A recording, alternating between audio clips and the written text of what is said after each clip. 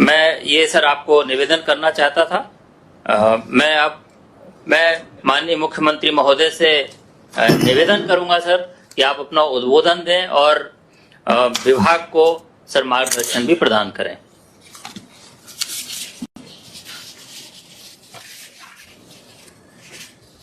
इस समारोह के अध्यक्ष विराटनगर के विधायक इंदिरा गुर्जर जी, विशिष्ट अतिथि विधायक जम्बारामगढ़ गोपाल मीणा जी, चेयरमैन साहिबा विराटनगर नगर पालिका सुमिता सैनी जी, वाइस चेयरमैन रामेश्वर यादव जी, नगर अध्यक्ष विजय छिपा जी, पीसीसी मेंबर जगदीश मीणा जी, नीलम मीणा जी, महेंद्र जी पूर्व सरपंच, राम साई कांकरेलिया जी और तमाम अन्य उपस्थित जनप्रतिनिधिगण और हमारे principal secretary Rajesh Yadav ji, Rajendra Vishal ji, special secretary chief minister Sanjeev Mathur ji, chief engineer roads DR Meghwal साहब, चीफ इंजीनियर नेशनल हाईवे, तमाम PWD के अधिकारीगण, अन्य उपस्थित महानुभाव, और मैं समझता हूँ इस प्रोग्राम को ओपन किया गया है। जो भी इसको सुन रहे हैं उन तमाम लोगों को मेरा प्रणाम, और वो तमाम लोग जो इससे जुड़े हैं उसके लिए मैं उनका आभार व्यक्त करता हूँ। जैसा अभी आपने इंदिरा गुर्जर जी से और गोपाल मीणा जी से उनके विचार सुने, मुझे बहुत पसंद था कि दो नौजवान विधायक जो अपने अपने क्षेत्र के विकास में अपना आप को समर्पित किए हुए हैं, प्रतिबद्ध किए हुए हैं और रुचि ले रहे हैं, इस बात की मुझे बहुत प्रसन्नता है। और मैंने अनुभव किया कि जो जनप्रतिनिधि, चाहे वो गांव का वार्ड पंच हो, चाहे वो सरपंच हो, चाहे नगर पालिका के पार्षद हो या चेयरमैन या उपाध्यक्ष हो, जो जितनी रुचि लेता है वहाँ कुछ कुछ काम तो हो ही जाते हैं विकास के। चाहे किसी पार्टी की सरकार हो, अगर रुचि लेंगे तो कुछ काम करना ही पड़ता है। और मुझे खुशी है कि जब से ये विधायक बने हैं, गोपाल मीणा जी तो पहले भी विधायक थे और इंदिरा जी को पहली बार मौका मिला है, और पहले बार मौका मिलने के बावजूद भी जो अभी वो अपने क्षेत्र के उपलब्धि बता रहे थे, तो ये सोच दर्शाती है कि वो क्या चाहते हैं अपने क्षेत्र के विकास के लिए, किस प्रकार उनकी सोच है, किस प्रकार उनका सपना है, और ये सपना उनका बना रहे और नए नए सपने देखते रहें, तो मैं समझता हूँ वो काम भी आगे आने वाले वक्त में होंगे पूरे। गोपाल मीणा ने एक बात कही कि पिछली बार मैंने कहा था कि जब मैं दूसरी बार मुख्यमंत्री था तो मैंने कहा कि विधायक गणों ने जो जो काम मुझसे मांगे 5 साल में, विधायक काम मांगते मांगते थक गए और मैं देता देता नहीं थका। तो गोपाल समझ जाओ अब भी ऐसा ही होगा, कोरोना काल के अंदर भी कोई कमी नहीं रखेंगे। हालांकि अभी 80% रेवेन्यू कम हो गई है, 80%, क्योंकि सब लॉकडाउन हो गया लंबा, कभी अनुशासन पखवाड़ा मनाया, कभी अभी लॉकडाउन कर दिया, उसको एक्सटेंड कर दिया, तो आप समझते हो सब काम बंद हैं, तो रेवेन्यू कम हो रही है, पर मैनेजमेंट इतना अच्छा करेंगे वित्तीय प्रबंधन। अभी राजेश यादव जी ने विस्तार से आपको बताया किस प्रकार से, चाहे वो PMGSY हो या नाबार्ड की योजना हो, वर्ल्ड बैंक हो, ADB का लोन हो, या 5 करोड़ रुपए हमने दिए हैं हर विधायक के क्षेत्र में काम करने के लिए। ये भी पहली बार हुआ है कि नगर पालिका में 10 किलोमीटर, नगर परिषद में 20 किलोमीटर और नगर निगम में 30 किलोमीटर, शहरों के अंदर भी। तो सब तरह के से कैसे सड़कों का जाल बिछे राजस्थान के अंदर, स्टेट बजट में भी अच्छा प्रोविजन किया। तो हमारी टॉप प्रायोरिटी सड़कें हैं राजस्थान के अंदर। टॉप प्रायोरिटी सभी है। अभी तो कोरोना का जंग टॉप प्रायोरिटी में है, जो सब कुछ छोड़ के अपन लोग सभी लगे उस काम के अंदर। आपको सबको मैं कहना चाहूँगा, चाहे आम जनता हो, चाहे वो विधायकगण हो, जनप्रतिनिधि हो किसी स्तर के, एनजीओ हो, धर्मगुरु हो, बल्कि विपक्षी पार्टियों को मैंने साथ लेने का प्रयास किया। सब मिलके हम लोग इस जंग को लड़ें और एक की जान भी क्यों जाए, ये हमारा ध्येय है। तो पूरी तरह समर्पित है, उस जंग को लड़ रहे हैं। अभी लॉकडाउन के बाद में आप देख रहे हो काफ़ी फर्क पड़ा है, ग्राफ नीचे आया, मृत्यु दर भी नीचे आई है, संक्रमित लोगों की संख्या भी नीचे आई है। और मैं उम्मीद करता हूँ कि सेकेंड लॉकडाउन के बाद में और कम आएगी।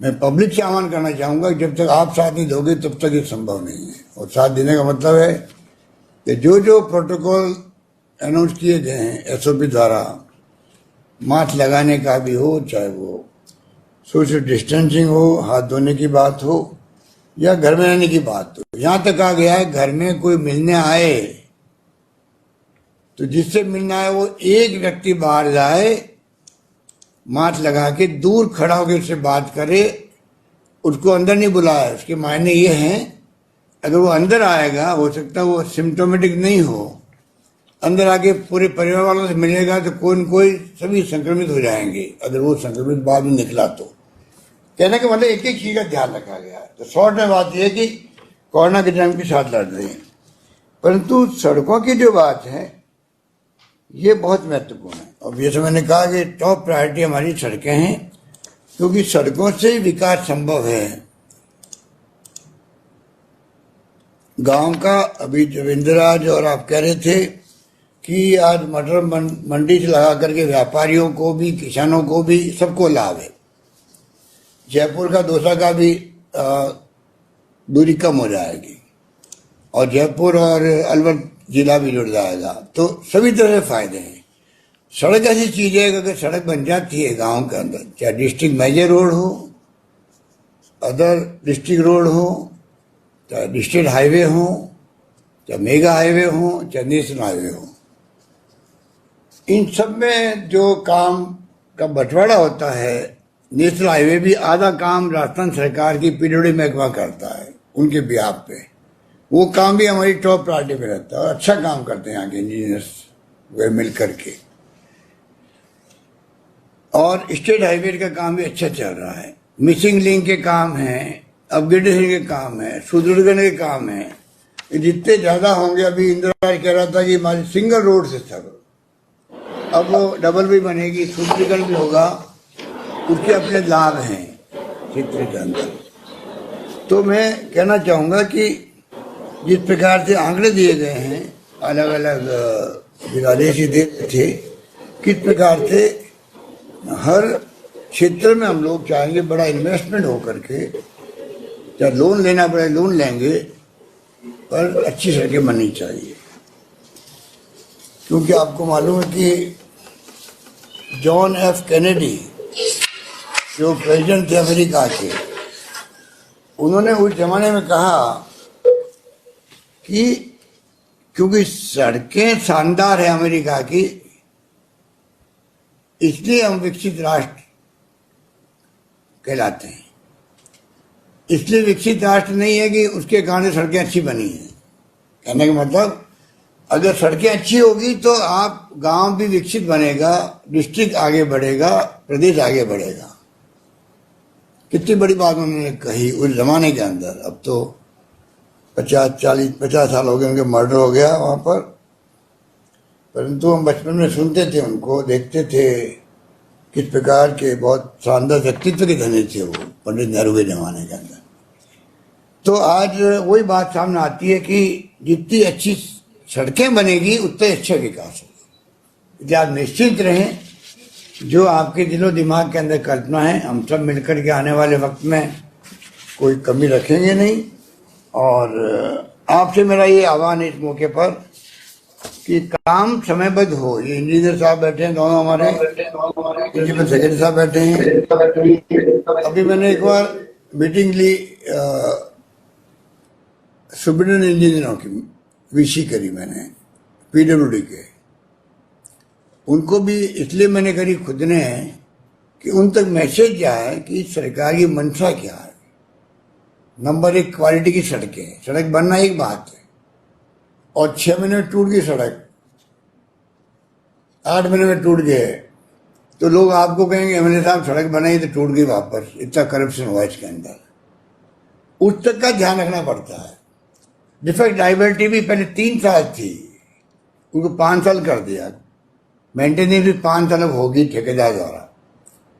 उसी रूप में मैंने खुद ने चर्चा करी, क्योंकि मेरा अनुभव था 20 साल पहले का, जब मैं मुख्यमंत्री था, और उस वक्त में भी भयंकर अकाल सूखे पड़े थे और हम लोग बहुत बदनाम थे सड़कों के मामले में, क्योंकि कहावत बन गई थी कि गुजरात की सड़कें बहुत शानदार है। गुजरात से जब आते हैं बाई रोड कोई, और कार में अगर किसी को नींद आ जाए और नींद खुल जाए तो हम लोग रास्ता ना गया, क्योंकि सड़कें के गड्ढे पड़े हुए थे, सड़क अच्छी नहीं थी, ये कहावत थी। उस जमाने में मैंने इंटरेस्ट लिया कि सड़कों की क्वालिटी अच्छी बने, और बाकायदा उस वक्त भी मैंने इसी प्रकार मीटिंग ली थी और 2-2 कहा था, हमें सब कुछ बर्दाश्त है, परंतु क्वालिटी का मेंटेनेंस करना आपकी जिम्मेदारी होगी, उसमें कोई कॉम्प्रोमाइज नहीं होगा। क्वालिटी होना बहुत जरूरी है। मजबूत सड़क बने, सालों चले, जनता को अच्छा लगे, उसी ढंग से व्यापार बढ़ेंगे, उद्योग धंधे बढ़ेंगे, आवागमन के साधन अच्छे बनेंगे, उसी रफ्तार से विकास होगा। इसलिए उसी रूप में अपन लोग इसमें लगे हुए हैं। और बाकी जो जब पानी की योजनाएं हो, जो आप रामगढ़ की बार बार बात कहते हैं, मुझे मालूम है कि रामगढ़ पानी चाहे वो कितना मिल जाए बिशनपुर से, तभी रामगढ़ आपके दिलो दिमाग में बसा रहेगा। रामगढ़ आपकी कमजोरी हो गई है कि भाई रामगढ़ तो भरा रहेगा, तभी हमें लगेगा भाई सुकून मिल गया हम लोगों को। इसलिए मैं इस बात को समझ रहा हूँ, और मैं बराबर अधिकारियों बात करता रहता हूँ, अधिकारियों की भी, और दूसरा जिले में भी। अरे बांदीकुई है, अब बांदीकुई का कल मैं परसों मीटिंग ले रहा था पानी की, पूरे जिला बर्बाद है, दौसा जिला पानी को लेके। इच्छा बांध से पहले जिला पूरा कवर होगा, कुछ गांव रास्ते में आएंगे, सवाई माधोपुर के बोली आएगी, कस्बा आएगा, बाकी पूरे जिला कवर होगा इसमें, दौसा जिला। पर उसमें बांदीकुई के मैंने देखा कि जो उसकी स्थिति खराब है पानी को लेके, वहां तो खाली मुश्किल से ट्यूबवेल से काम चलता है, और बहुत ही स्थिति नाजुक बनी हुई थी, जो मैंने फीडबैक लिया अधिकारियों से। अलवर वाले मांग कर रहे हैं कि हमारे बहुत स्थिति खराब है, पानी वहां भी जाना चाहिए। तो रामगढ़ भी ध्यान में है, बल्कि मैं तो ज्यादा था कि अभी जब पानी आ रहा जयपुर यहीं से पाइपलाइन चला जाए, जैसे तुमने सुझाव दिया था, तो वो संभव नहीं हो रहा है, क्योंकि कई कारण हैं। फिर भी हम 3rd फेज ला रहे हैं उसका पानी का, तब देखते हैं क्या कर सकते हैं। बिशनपुर का 3rd फेज आएगा जयपुर तक भी, तब भी देखेंगे क्या कर सकते हैं। तो मैं कहना चाहूँगा, इंदिरा ने सारी बातें अपने तरीके से कह दी है। क्या क्या वहाँ कॉलेज भी खुल गया, वहाँ पर नगर पालिका ही बन गई, वहाँ पर एसडी ऑफिस बन गया, जो जो इसने मांग करी, इसको अनुभव होगा कि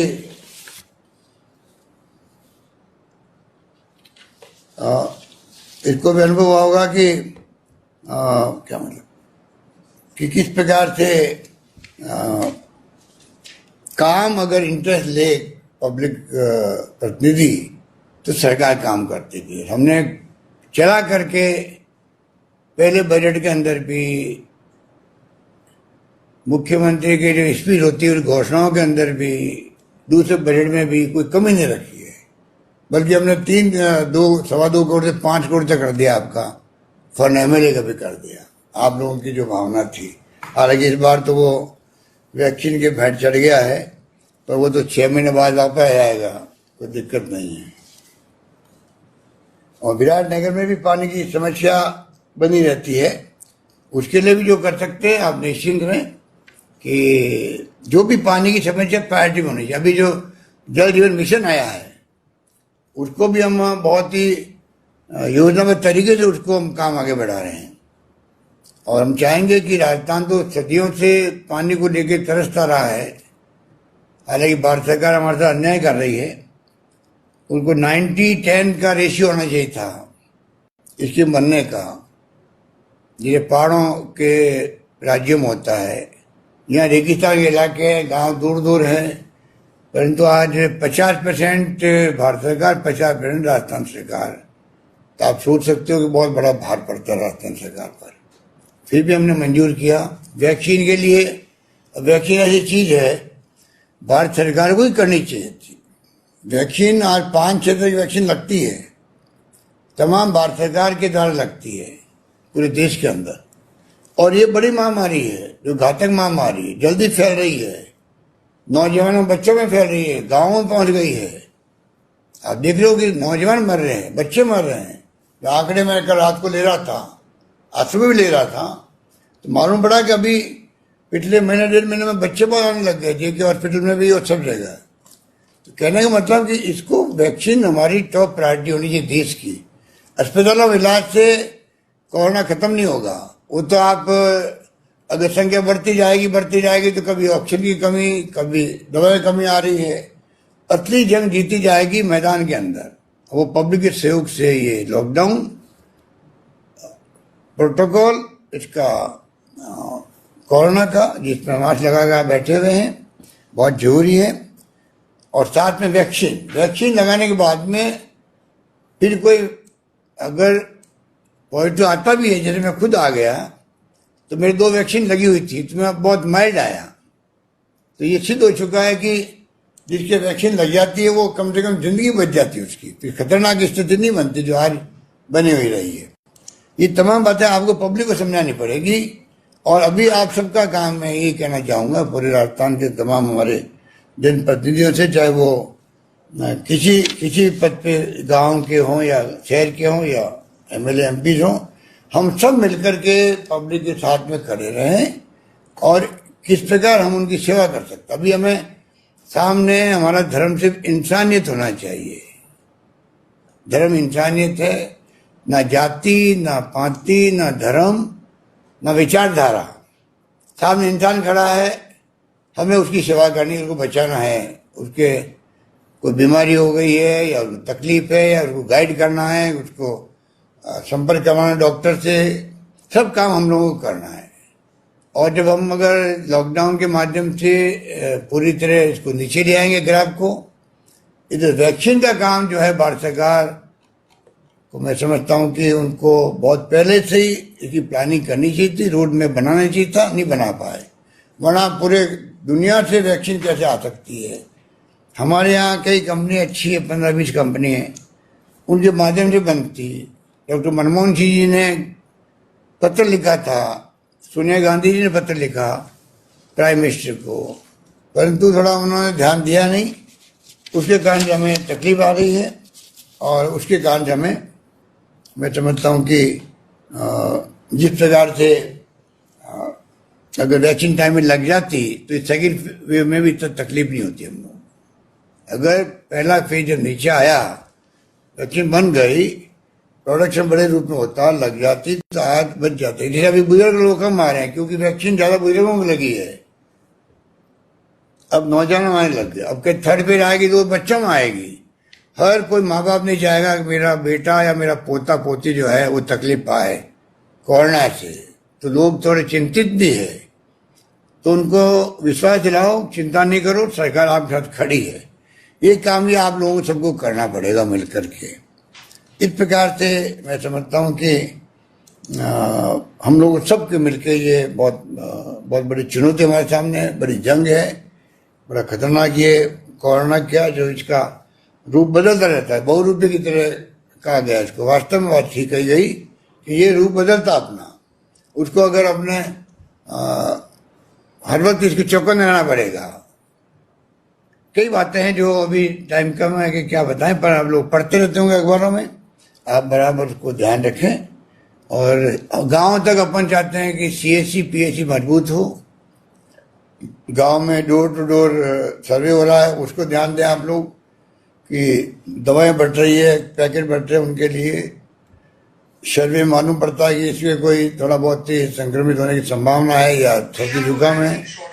उसको हम लोग चाहते हैं कि किस प्रकार से उसका इलाज शुरू हो जाए टाइमली, उसको अलग करके उसके लिए CHG PHC में इतला की जाती है। ये तमाम काम है। अपन ने एम्बुलेंस फ्री कर दी कि एम्बुलेंस में लोग कई बार बहुत ज़्यादा वसूल करते थे पैसा गरीबों से भी, वो फ्री कर दी। नहीं, एम्बुलेंस सरकार चलाएगी। 108 के अलावा भी कलेक्टर को कह दिया गया आप एम्बुलेंस जो प्राइवेट है उन सबको एक्वायर कर लो जरूरत पड़े तो, पर एम्बुलेंस उपलब्ध हो मरीजों को किसी भी रूप में, लोकल भी और गांव में ले आना तब भी। दाह संस्कार सम्मान के साथ हो। आप देख रहे हो कि किस प्रकार गंगा के अंदर बहाए जा रहे हैं सब, बिहार यूपी के अंदर बड़ी देश की बदनामी दुनिया भर में हो रही है। मैं आर्टिकल पढ़ता रहता हूँ दुनिया भर के, जो बड़े बड़े लिखने वाले हैं, वाशिंगटन टाइम्स और सब जगह, वो सब इनको वाच कर रहे हैं कि गंगा पवित्र मानी जाती है और वहाँ फैल रही है ये लाशें, और इससे कोई और महामारी पैदा नहीं हो जाए, इस तरह की बातें मुझे लग गई। तो कहने का मतलब है कि आज हम चारों ओर से घिरे हुए हैं, उसका केंद्र सरकार हो चाहे राज्य सरकारें हो, आपस में मिलके काम करना पड़ेगा और एक दूसरे की भावना समझनी पड़ेगी। उस रूप में हम लोग वैक्सीनेशन भी करें, उस रूप में प्रबंधन करें और उस रूप में मिलके इस जंग को लड़ें और जीत के आए। अपन ने इसलिए ये दाह संस्कार की जिम्मेदारी ली है, नगर पालिकाओं को, नगर निगमों को दी है।